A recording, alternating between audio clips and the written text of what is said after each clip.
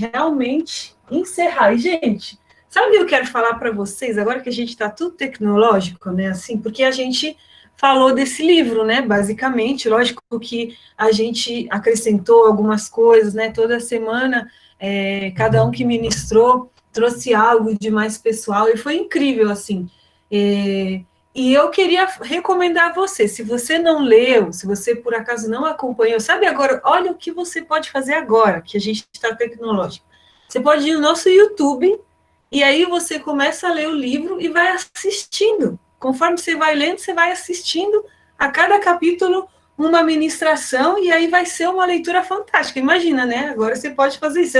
Você não vai precisar mais ler ele sozinho, você já vai poder ler e assistir a ministração do pastor Edu, depois do Lê, depois do Jorge, pastor Vini, minha, e aí vai acrescentar muito a sua leitura, né? E a gente falou, boa noite, Luísa, vi a Luísa entrar, a gente falou de muitas coisas, mas, assim, queria que alguém respondesse aqui, qual foi o tema principal dessas 12, não sei quantas semanas foram tipo 10 semanas, qual foi o tema principal?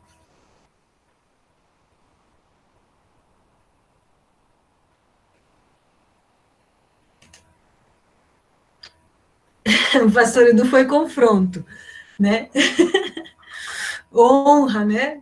Aí, ó, nossa, a Rafa Mídia, tipo assim, já é papum, já tem até a playlist aqui, assim, ó, do culto da maturidade, e você pode assistir, ler e aprofundar, né, mais tudo aquilo que a gente aprendeu.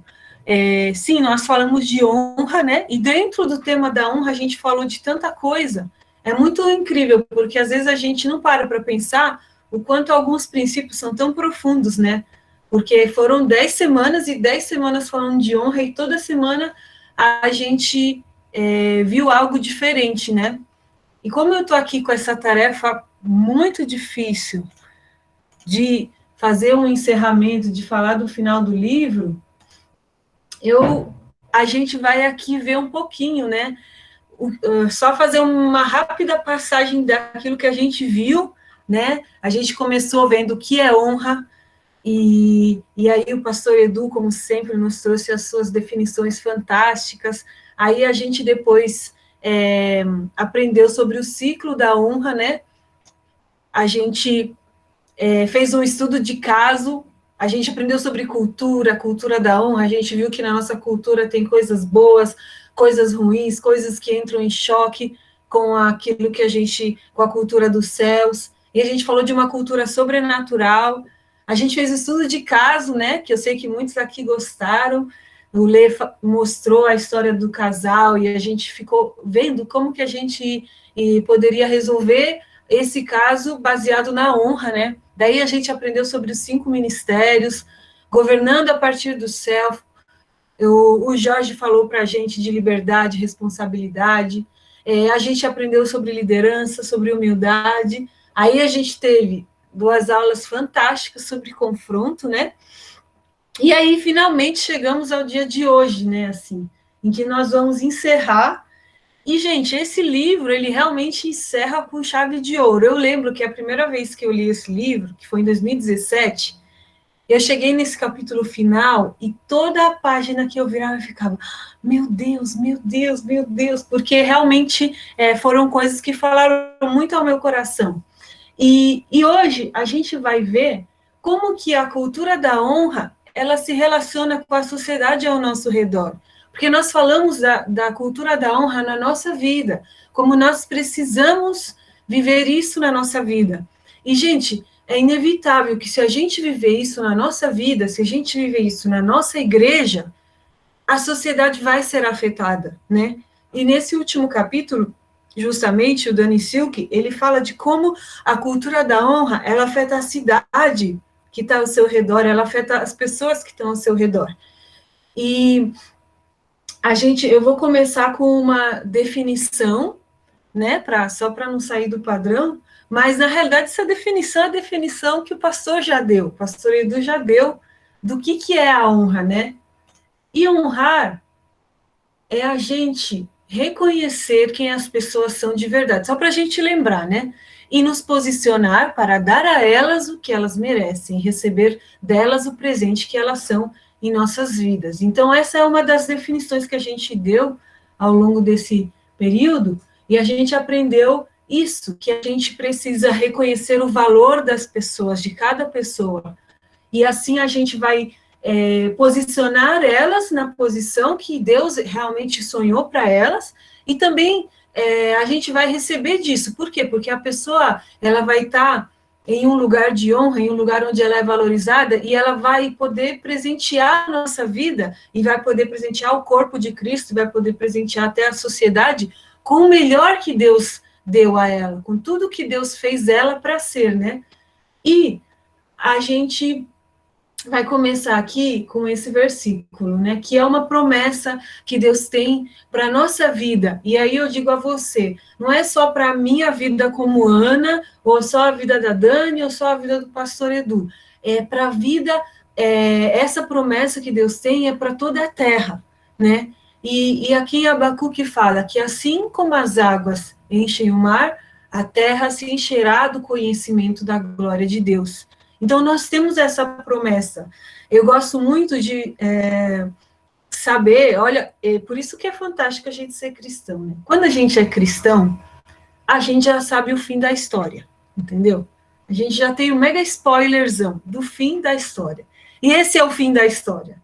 Assim como as águas enchem o mar, a terra se encherá do conhecimento da glória de Deus. Então, nós estamos rumando para isso, como igreja de Cristo no Brasil, como cristão, como famílias, e só que aí eu posso pensar, você pode se perguntar, mas qual que é o meu papel nisso, né?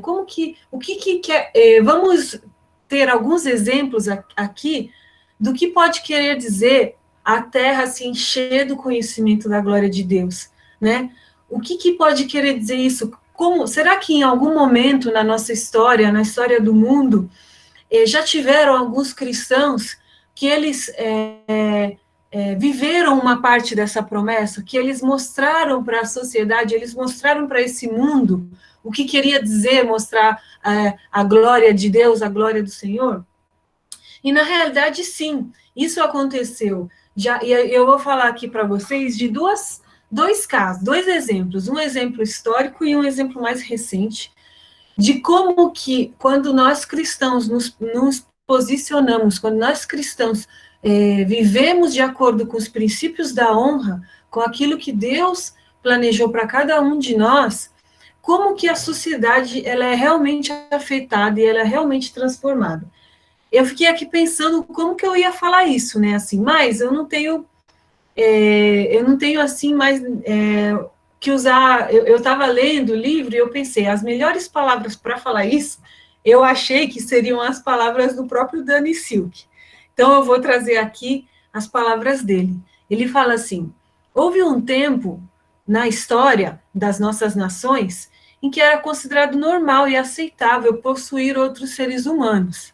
Adotamos e passamos adiante uma visão e uma prática, está escrito errado aqui, adotamos e passamos adiante uma prática cultural de que a escravidão era necessária para o nosso comércio, para nossas famílias funcionarem.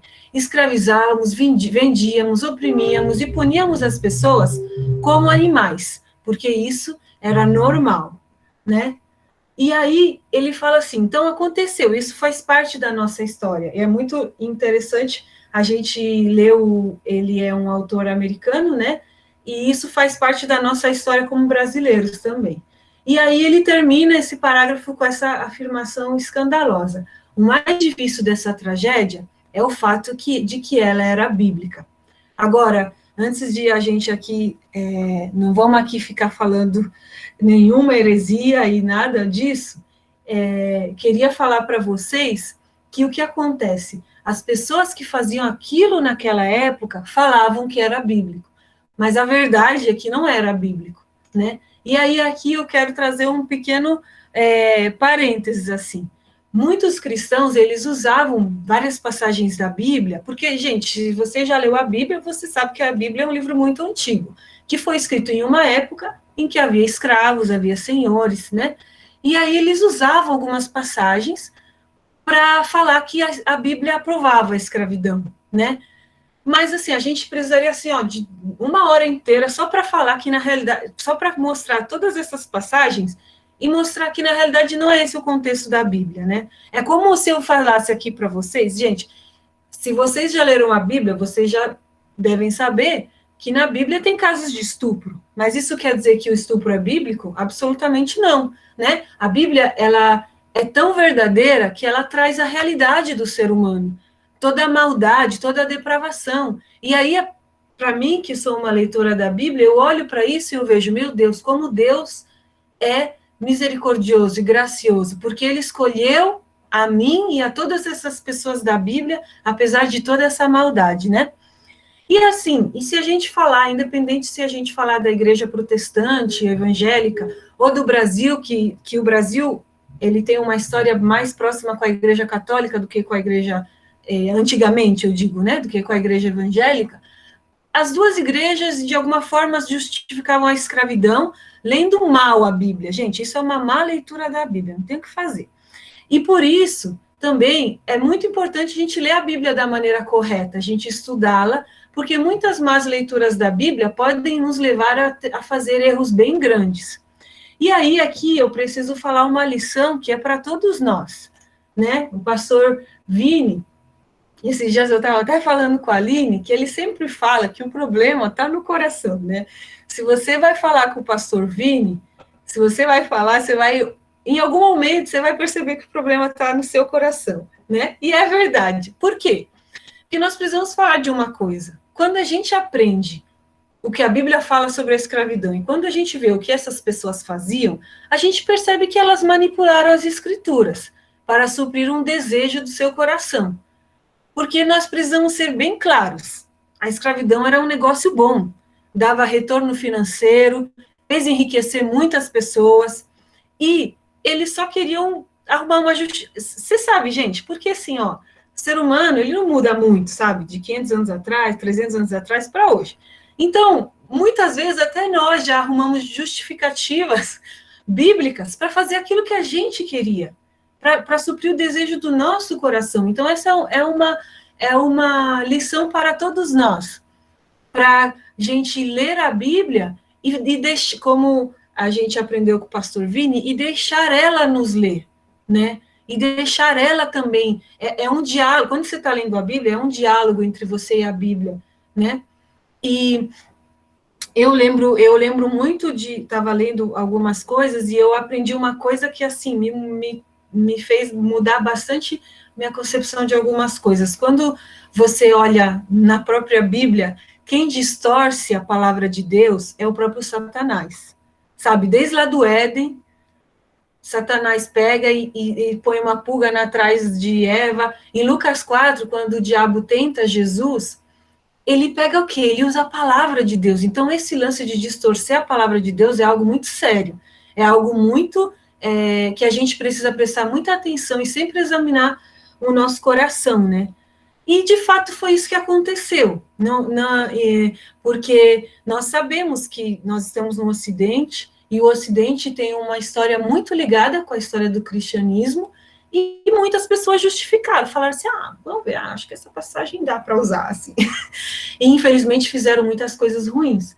E aí, aqui, eu vou trazer para vocês só uma amostra de como que as pessoas pensavam naquela época, né? Daria para trazer muitas coisas, mas esses pensamentos são tão feios que eu trouxe um só, porque não vale a pena ficar vendo coisa feia, né? E aqui é um senador, né, da Carolina do Sul, ele fala assim, em nossos sistemas sociais deve haver uma classe para fazer os trabalhos servis, para atuar nos trabalhos enfadonhos da vida. Com sorte para o Sul, ele está falando do Sul dos Estados Unidos, eles encontraram uma raça apta para esse propósito, a raça inferior a deles, mais eminentemente qualificada, em temperamento, em vigor, em docilidade, em capacidade de suportar o clima, para atender a todos os seus propósitos.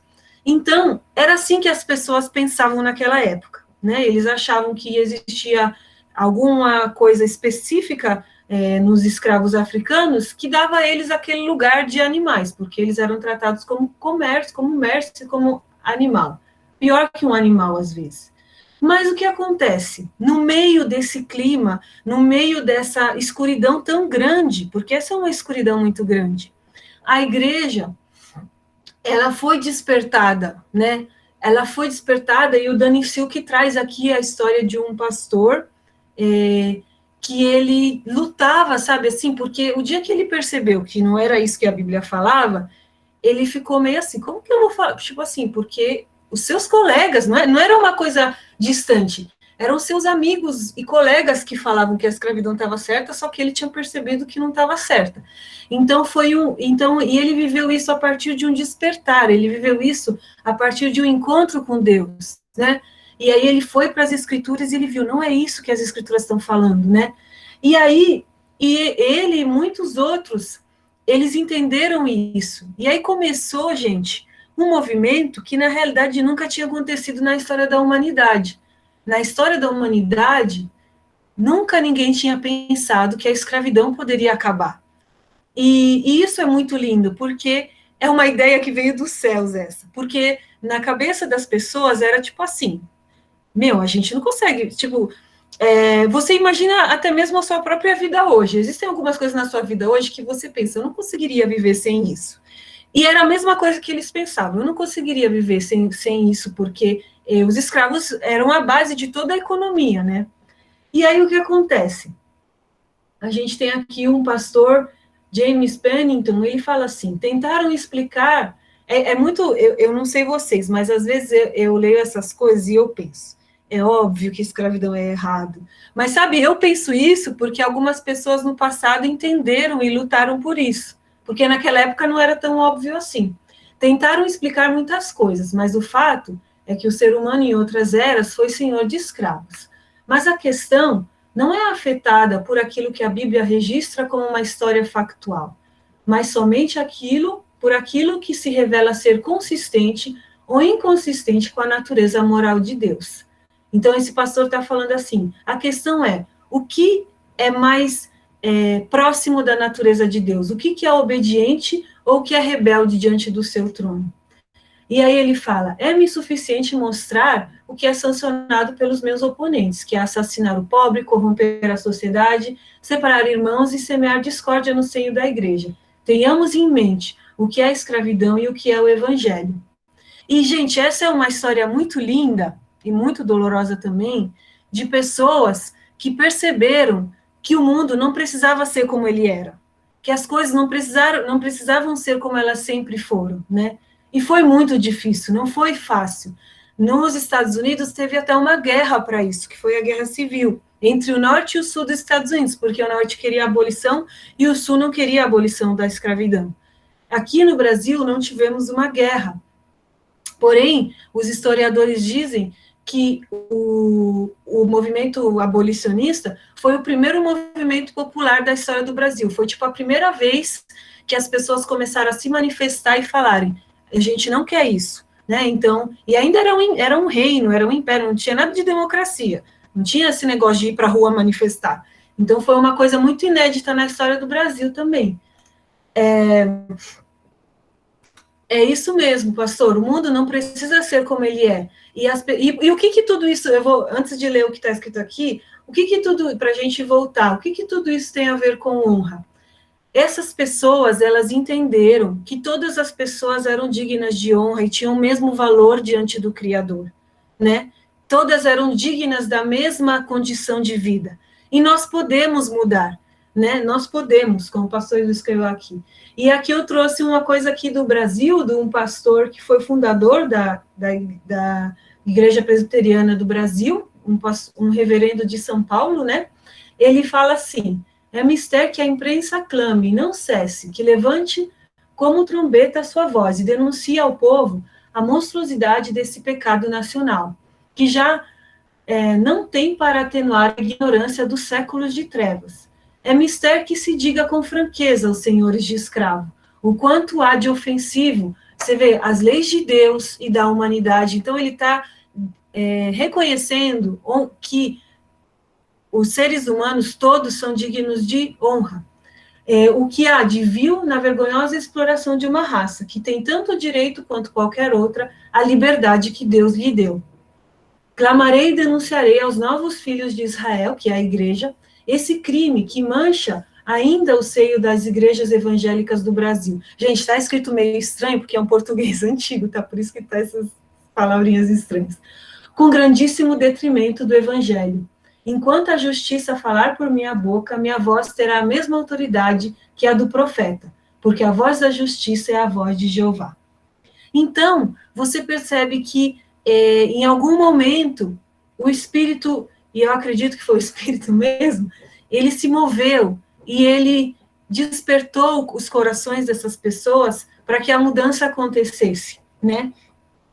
E aqui o Danny Silk, ele termina falando assim: a vida do John Rankin, que é esse pastor que ele fala, é a evidência de que quando o céu toca a terra com avivamento, ele produz algo dentro de uma pessoa, uma visão de como o Deus, tá faltando uma letra, de como Deus criou o mundo para ser, e um clamor para fazer parte da restauração de todas as coisas. Então, o que tudo isso tem a ver?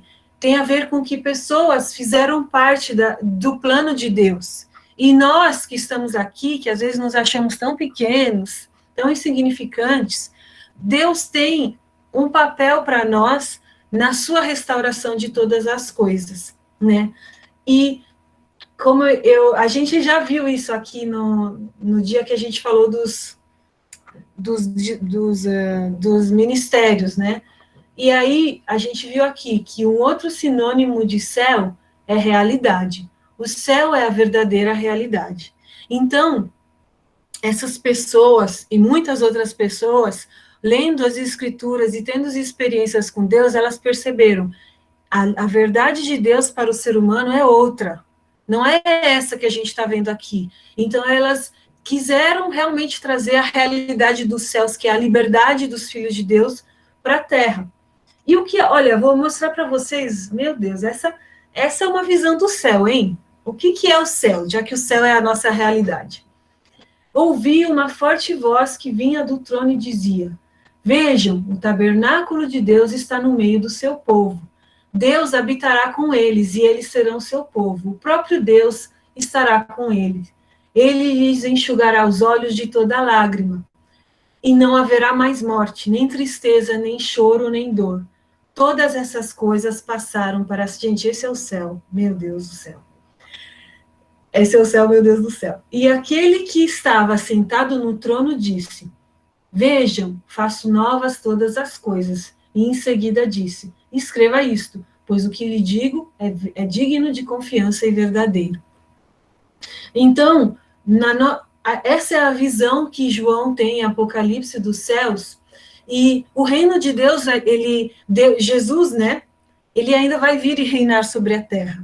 Mas enquanto ele não chega, nós precisamos trazer essa realidade aqui para a terra, sabe? Até que quando ele vai vir, ele vai estabelecer tudo, ele vai reinar. Mas nós, como igreja, nós somos realmente esse sinal de esperança para a humanidade, que aponta como é o céu, né?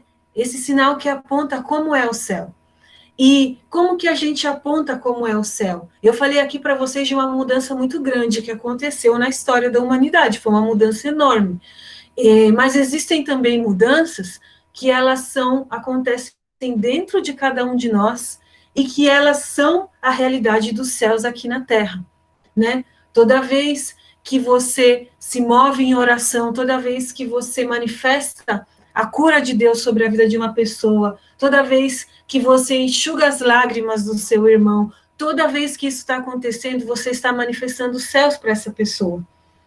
E o Danny Silk, ele fala que, então, existe um ciclo que a honra, ela traz para a nossa vida como igreja. E esse ciclo é a revolução, a reforma e a transformação. E aí, aí aqui vou trazer umas definições de cada uma dessas coisas. A revolução é uma mudança impetuosa, penetrante e muitas vezes violenta da ordem social e política, por um segmento de tamanho considerável da população de um país. Então, a revolução é uma mudança drástica, né? Gente, quando você conheceu a Jesus, aconteceu o quê? Uma mudança drástica na sua vida. Por quê? porque você era morto e agora você vive. Você estava nas trevas e agora a luz entrou dentro de você. E esse é o maior milagre da Terra. Quando você, que era morto e desconectado de Deus, você se reconecta com Deus. E eu queria falar uma coisa aqui que eu senti muito forte quando eu estava preparando essa mensagem. Eu acredito nessa noite que Deus, ele quer ressuscitar sonhos no nosso coração. Ele quer ressuscitar os planos que ele tem para cada um de nós. Muitas vezes nós desistimos de algumas coisas. Nós pensamos, isso é demais para mim. Mas quando a gente olha para o plano de Deus, isso não tem a ver com você. Deus é grande. Pode ser demais para você, mas e o plano de Deus? Deus tem sonhos para as nossas vidas como indivíduos e Deus também tem sonhos para a nossa vida como igreja. Deus tem sonho para a nossa vida, para que a gente traga os céus aqui na terra, porque tudo é para a glória dele. Vocês lembram lá, que a gente leu no começo, Abacuque? Como o céu, como as águas cobrem o mar, a terra vai se encher do conhecimento da glória de Deus. O propósito de Deus é que a glória dele encha toda essa terra. E nós fazemos parte desse plano incrível. É um plano, assim, que é muito maior do que nós, mas nós fazemos parte desse plano, né? E aí ele fala, o Dani Silk fala que depois da reforma, depois da revolução, veio a reforma, que é melhorar uma lei ou uma instituição corrigindo os abusos, né? E aí depois vem a transformação, que é uma mudança completa ou dramática em forma e aparência. E a nossa transformação demonstra ao mundo algo totalmente novo, algo que ninguém nunca viu. E nós precisamos aumentar a nossa sede por essas coisas que são sobrenaturais, que são a realidade dos céus, né? E, gente, olha como que a igreja ela é fundamental em tudo isso. Vocês sabem que quando a gente está no nosso dia a dia, na correria, nos afazeres, você sabe o que a gente faz? Automaticamente, a gente se volta para dentro de nós mesmos. A gente se volta para nós mesmos e fica pensando só nas nossas preocupações, nos nossos problemas. E o que acontece? Toda vez que a gente se reúne como igreja, as nossas prioridades são recalibradas. Porque é muito fácil a gente se perder na loucura da nossa vida, nas nossas preocupações, e perder qual é o verdadeiro plano de Deus, que é trazer a glória dele aqui para essa terra. E aí a gente se reúne numa reunião como essa, em um culto, em uma oração, num discipulado. A gente também abre a Bíblia e lê, e a gente tem um lembrete. Ei, você é cidadão dos céus. Essa vida que você está vendo aqui, não é tudo que Deus tem para você, existe muito mais, né? Só que muitas vezes existem coisas que estão impedindo a transformação na nossa vida, que estão impedindo com que aquela obra que Deus fez, a obra maravilhosa da cruz, ela traga transformação efetiva na nossa vida. E o que são essas coisas que impedem a transformação? O Dani Silk chama essas coisas de vacas sagradas. Todas as pessoas, todos nós temos uma série de vacas sagradas no nosso mundo e a gente não quer tirar elas, sabe? Como na época lá da escravidão, eles não queriam tirar a escravidão, porque era muito confortável, era a vaca sagrada deles, porque dava muito dinheiro. Então, a gente precisa olhar para a nossa vida e estar dispostos a fazer um churrasco de vacas sagradas. Olhar para a sua vida e falar, o que está impedindo na minha vida a transformação? Porque eu quero viver para a glória de Deus. E aí a Geise falou hoje que só que entrou o João, entrou a Bárbara, e a Geise falou, entraram só os empreendedores agora, né? E o que Deus quer fazer com a nossa vida, sabe? Isso, às vezes a gente olha para o passado e fala, mas assim, agora eu não vou abolir a escravidão, o que eu vou fazer? Gente, Deus tem um plano maravilhoso onde você está, no lugar que você trabalha, no lugar que você vive, na sua família, sabe? Só que a gente precisa estar dispostos a fazer um churrasco das vacas sagradas. Eu achei muito engraçado esse lance do churrasco. E isso significa rever as nossas prioridades, né? Eric gostou do churrasco. Olha, gente, a gente está aqui tanto tempo sem se reunir, né? Mas um dia a gente pode fazer um churrasco simbólico. O Lê faz um churrasco, aí a gente já queima todas as nossas vacas sagradas. E, gente, a gente precisa. Bora queimar essa vaca, né, João? Meu Deus. Então a gente precisa olhar para a nossa vida e ver aquilo que às vezes impede com que a obra de Deus seja completa, sabe? E o Dani Silk, ele traz um outro exemplo de uma igreja no México, um exemplo recente agora, de uma igreja de agora, na cidade de La Paz, né, com os pastores Ângelo e Esther, que eles conheceram a Bethel e conheceram essa cultura sobrenatural, aí eles foram lá tentar, eles quiseram trazer aquilo para a igreja deles, sabe? E aí houve muitas mudanças na igreja deles, tanto mudanças internas, os sinais e as maravilhas começaram a acontecer, muitas pessoas foram curadas, só que Deus tinha um plano muito maior até do que eles imaginavam. Eles começaram a servir a cidade de La Paz, no México. Essa igreja se tornou a igreja que mais doa sangue no México inteiro, não só na cidade de La Paz, no México inteiro, porque eles se comprometeram em servir a cidade.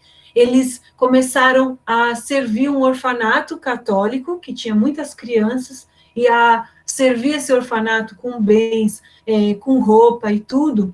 E disso, olha como Deus é incrível e maravilhoso. Começou uma colaboração entre a igreja evangélica e a igreja católica, que lá no México eles nunca poderiam ter imaginado, porque eles são muito rivais lá no México.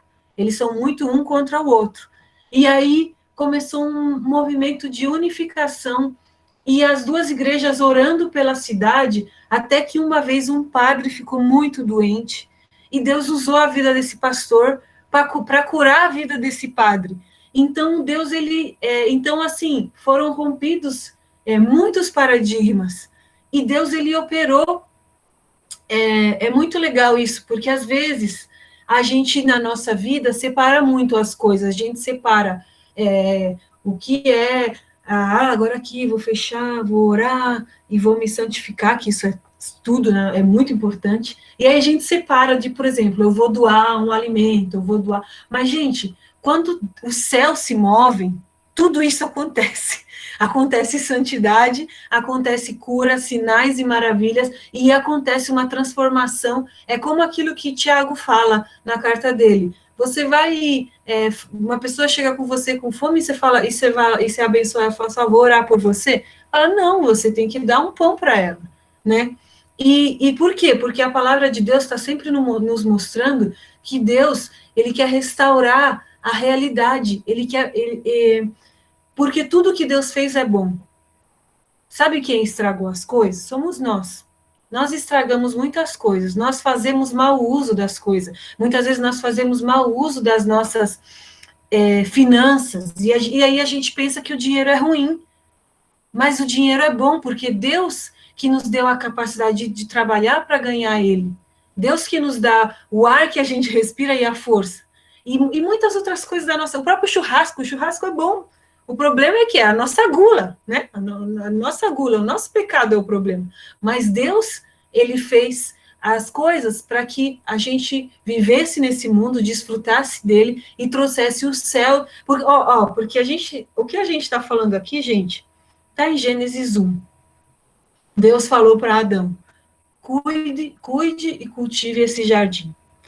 Só que Adão não fez isso. E aí, até hoje, o homem ele fica se degradando e não consegue cuidar e cultivar o jardim que Deus deu para ele. Mas quando o céu se move, como o pastor Edu escreveu, a transformação acontece. Então, quando o céu se move, a gente também corrige o nosso relacionamento com o jardim onde Deus nos colocou, que no caso é a nossa família, a nossa cidade, o nosso trabalho, né? Então, vocês percebem, eu não sei se vocês tinham parado para pensar, mas eu, antes de entrar em contato com esse livro, eu nunca tinha pensado o quanto a honra é maravilhosa, né? E quais são as suas vacas sagradas? Quais são as suas vacas sagradas? Será que é o orgulho? Coloquei 3 exemplos, mas tem muitas coisas que a gente pode pensar aqui. Será que é o individualismo?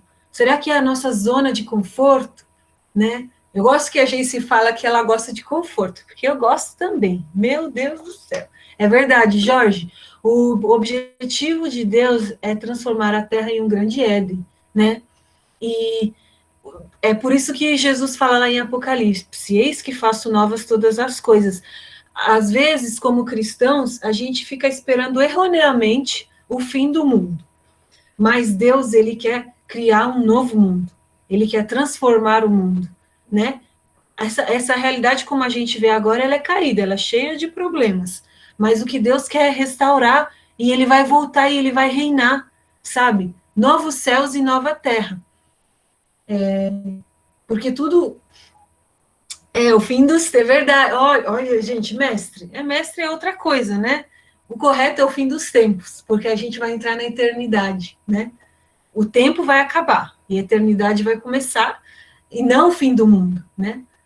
A transformação do mundo. E nós podemos, gente, nós podemos, com as nossas vidas, transformar a realidade ao nosso redor, ser agentes de transformação. Mas precisamos fazer esse churrasco aqui, que todo mundo gostou da ideia. Precisamos fazer esse churrasco de vacas sagradas e depositar aos pés do Senhor o nosso orgulho, às vezes o nosso individualismo, às vezes sair da zona de conforto. Qual que é a sua zona de conforto hoje, sabe? Que você percebe que você poderia se dedicar um pouco mais ao Senhor, aquilo que Deus tem para você, e às vezes você não está tá lá confortável.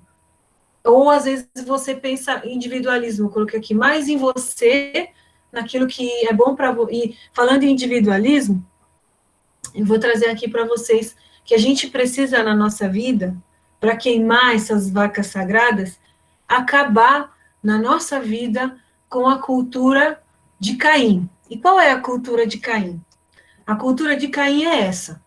Vocês sabem, lá em Gênesis, né? Tem Caim e Abel, esses 2 irmãos, e aí eles dão um sacrifício, os 2 dão uma oferta para Deus, Deus rejeita Caim e aceita Abel. E aí Caim fica furioso, fica bravo, e ele simplesmente mata o irmão dele.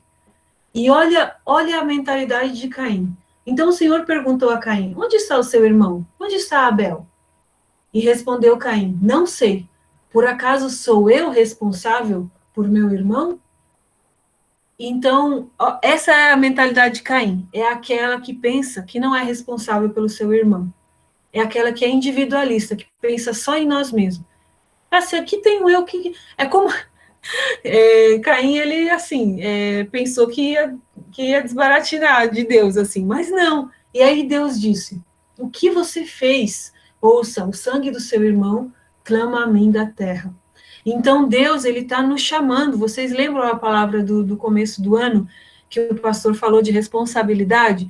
Deus, ele está nos chamando para a gente assumir a nossa responsabilidade, né? E não falar que nem Caim: por acaso sou eu responsável pelo meu irmão? É quase que Deus está falando: sim, meu Deus do céu, né? Deus está falando: sim, meu eu, né? Porque ele é Deus. E nós precisamos olhar para ao nosso redor e entender que quando o nosso irmão é desonrado, o nosso Deus é desonrado. Às vezes, diante de alguns problemas que acontecem na nossa frente, a gente só pensa: o que eu tenho a ver com isso? E essa é a resposta de Caim. O que eu tenho a ver com isso? Mas Deus está procurando alguém que reconstrua o muro e guarde a terra, como a mídia colocou aqui de Ezequiel, sabe?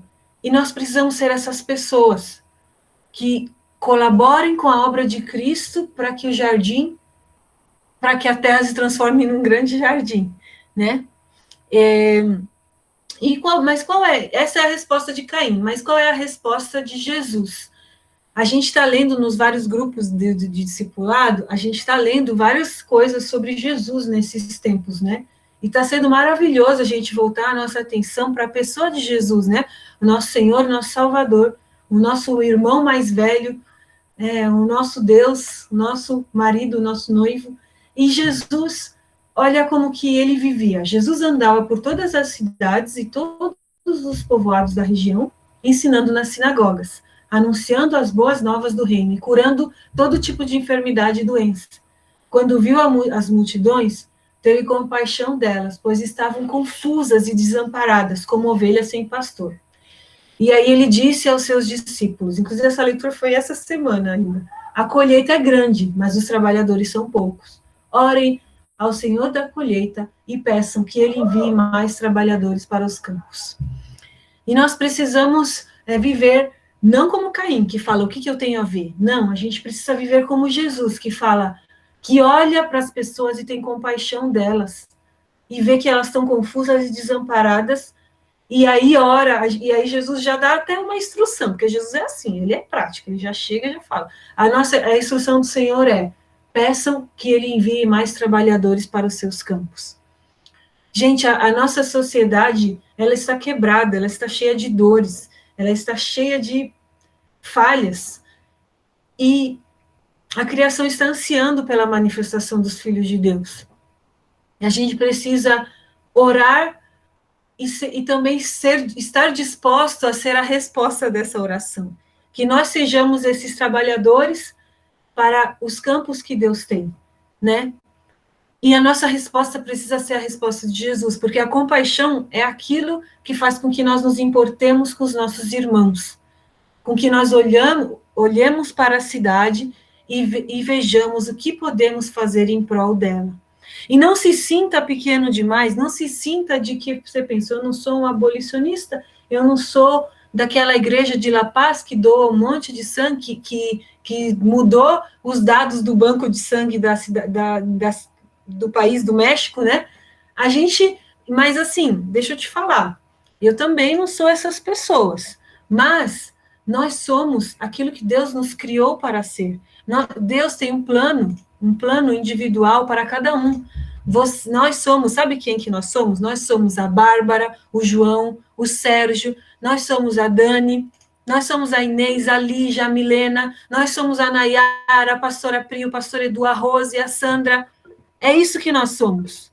E Deus tem um plano maravilhoso para que cada um de nós cumpra. E nós vamos realmente viver aquilo que Deus tem para nós a partir do momento que a gente deixar para lá essas vacas sagradas, que elas sempre vão aparecer na nossa vida, tá? A gente precisa lutar contra o orgulho, lutar contra a zona de conforto, para viver aquilo que Deus tem para nós. E a mídia colocou aqui, toda a criação, não por vontade própria, foi submetida por Deus a uma existência fútil, na esperança de que, com os filhos de Deus, a criação seja gloriosamente liberta da decadência que a escraviza, né? Então, Deus, ele nos chamou para fazer parte da sua grande obra.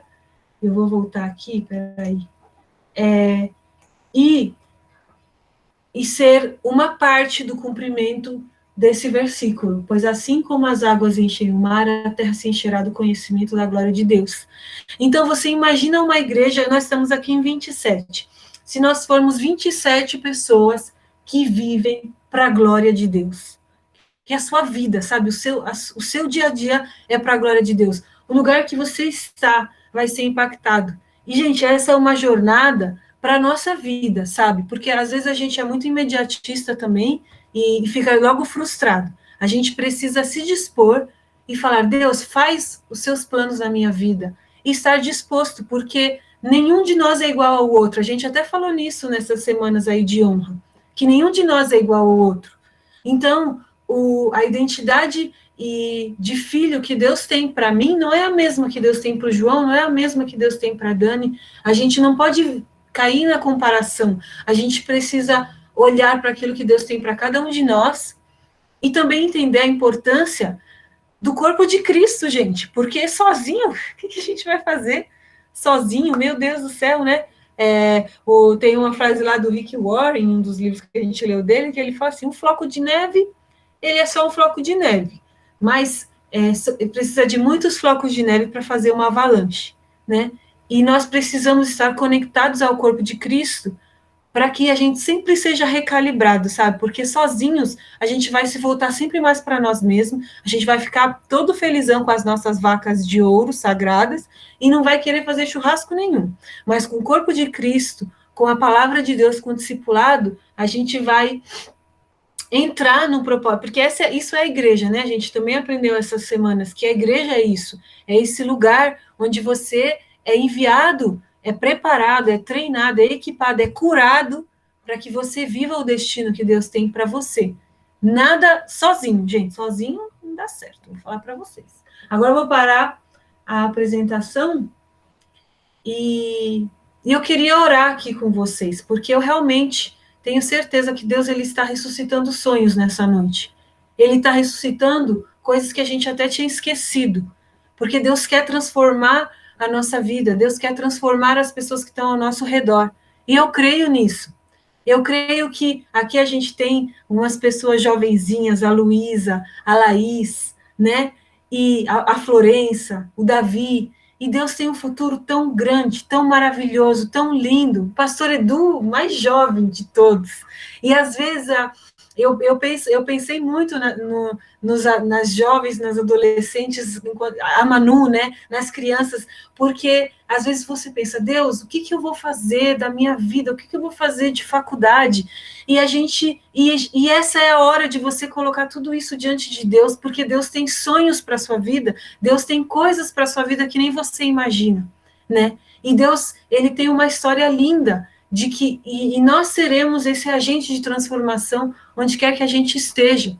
E mesmo nós, o pastor Edu não, que o pastor Edu é novinho, mas mesmo nós que somos mais velhos, que estamos aqui com a nossa família, com o nosso marido, com a nossa esposa, com os nossos filhos, Deus tem coisas maravilhosas também. O tempo, às vezes você olha para trás e pensa, perdi tempo.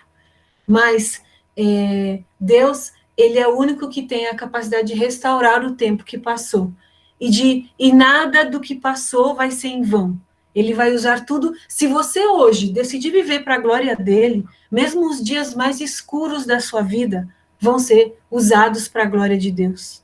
Sabe? As suas feridas vão ser motivo de cura para as pessoas, os seus dons, o tempo desperdiçado. Sabe o que você vai fazer? Você vai ensinar para outra pessoa e falar, você não vai desperdiçar o tempo que nem eu fiz. E isso, gente, é a beleza da igreja, porque a gente pode ensinar para os outros aquilo que a gente passou para que eles não errem da mesma forma, sabe? Então, Deus, ele não desperdiça nada. E quando a gente decide viver para a glória de Deus, ele transforma até mesmo aquilo que a gente acha que é perdido, né? Vou orar aqui. Senhor, eu te agradeço, Pai, pela vida dos meus irmãos. Eu te agradeço por cada um que está aqui. Que o Senhor, nessa noite, Senhor, possa ressuscitar sonhos, possa trazer à nossa memória, Senhor, aquilo que muitas vezes a gente sonhou no dia que a gente te encontrou, no dia que você nos encontrou, no dia que você nos trouxe para a vida. A gente teve tantos sonhos, a gente teve tantos desejos que eram do seu coração, mas a gente deixou eles caírem no esquecimento, se perdeu na rotina da vida. Por isso eu te peço que o Senhor restaure isso, Senhor Jesus, que o Senhor use aqui cada um dos meus irmãos, Senhor, na nossa capacidade, nos nossos talentos, que nós possamos também, Senhor, aprender a nos submeter aos processos, porque nós aprendemos que existe um ciclo da honra, nós aprendemos que existe o confronto, nós aprendemos tantas coisas, Senhor. Nós sabemos que para crescermos nós precisamos ser discipulados.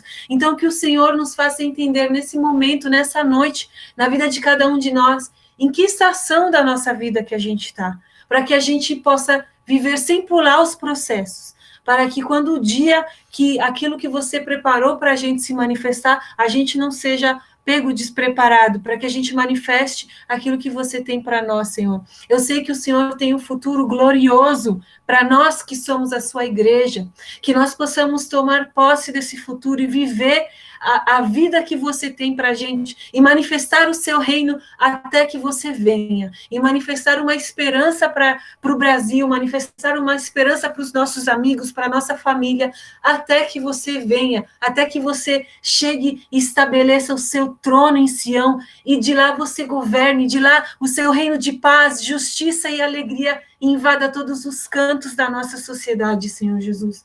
Nós queremos viver com essa esperança. Senhor, restaure em nós a esperança da sua volta, o desejo da sua volta, porque quando você voltar, Senhor Jesus, o tempo vai acabar, mas vai começar uma nova criação e nós queremos cooperar, Senhor. Nós queremos cooperar com a sua obra aqui nessa terra, Senhor Jesus. Em nome de Jesus, Senhor.